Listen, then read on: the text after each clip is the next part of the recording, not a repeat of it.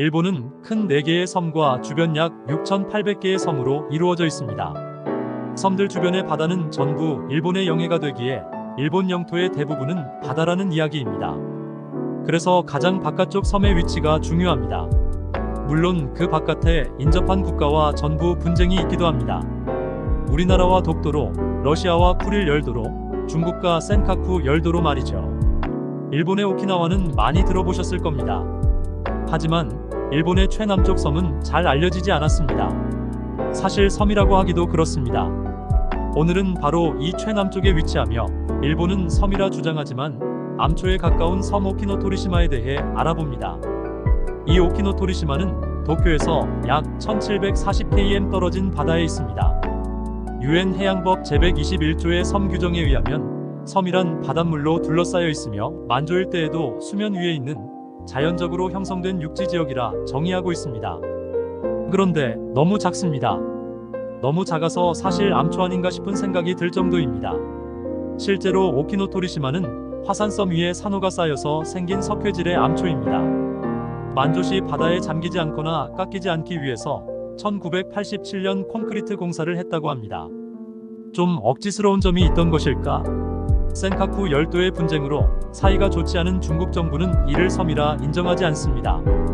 중국 정부는 이건 바위에 불과하기 때문에 일본의 배타적 경제 수역을 인정할 수 없다고 주장하고 있습니다. 참고로 일본은 이 오키노토리시마 섬 하나의 존재로 배타적 경제 수역이 약 40만 km를 가지게 된 것도 사실입니다. 이 부분이 바로 오키노토리시마의 가치입니다. 원래부터 이렇게 작았던 것은 아닙니다. 원래 이름은 16세기 무렵 스페인의 교역선이 도처럼 생겼다 하여 붙인 파레세 벨라피에이아리시 벨러였습니다. 16세기 발견 당시에는 산호초가 그득히 쌓인 약간의 섬 같은 모습이었습니다. 최초 발견 당시만 해도 배도 대어내릴 땅도 있고 크기도 있어서 지도를 그릴 정도의 섬 같았던 거죠. 1930년까지만 해도 가장 왼쪽 위에 기타코지마와 그 오른쪽에 히가시코지마가 솟아있고 나머지는 얕은 지형이었습니다. 하지만 시간이 흘러 파도의 산호들이 침식되고 지구온난화의 영향으로 해수면까지 상승하여 기타코지마와 히가시코지마만 남아있는 상태입니다. 이것이 파도에 의해 부셔져 사라지지 않도록 일본 정부가 콘크리트 작업을 통해 보호하고 있는 것입니다. 하지만 앞으로 기후온난화로 인해 해수면이 더욱 상승하면 어찌 될지 모를 일입니다. 그런데 여기서 일본을 마냥 비난할 수 있을까 한번 자문해봅니다. 분쟁을 겪고 있는 중국과 한국은 오키노토리시마에 대해 섬으로 인정하지 않는 입장입니다. 그런데 중국은 남중국해에 인공섬을 만들었습니다. 심지어 3곳에 인공섬을 만들었는데 더 나아가 군사기지로 사용하고 있습니다. 한국은 이어도라는 암초에 인공과학기지를 설치했습니다. 일본의 오키노토리시마와 중국의 인공섬과는 다른 측면이 있긴 합니다.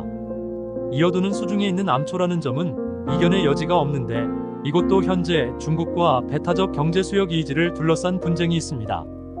인간은 이기심을 가지고 있습니다. 그리고 동시에 시기심도 가지고 있습니다.